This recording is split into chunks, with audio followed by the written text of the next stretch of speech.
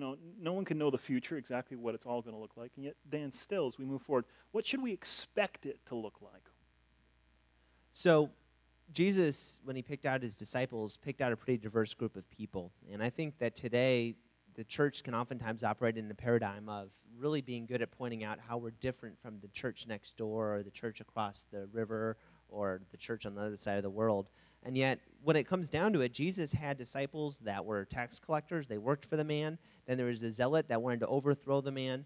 There was different social economic status people within the discipleship group. You got some people that were very blue collar, like fishermen, others that were scholars, and yet Jesus had this whole diverse group that was following him and asked to really follow his leadership.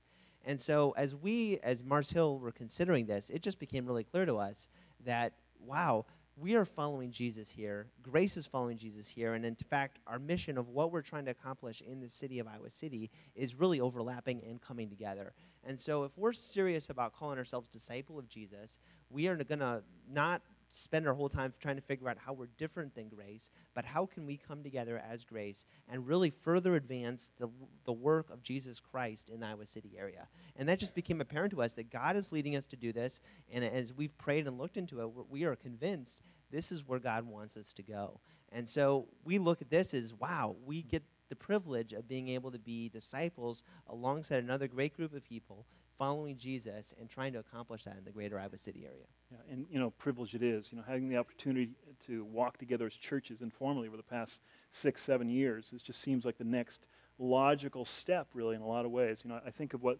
Paul says in Thessalonians, how he talks about that we became so dear to us, we're content not only to share the gospel but our lives as well. And this really fits hand in glove. And as just to hear you guys talk, it's just what the psalmist said, where it said, "This is the Lord's doing. It's marvelous in our eyes." And so just rejoice and thank you for your faithfulness. We look forward to what God does in these next steps ahead.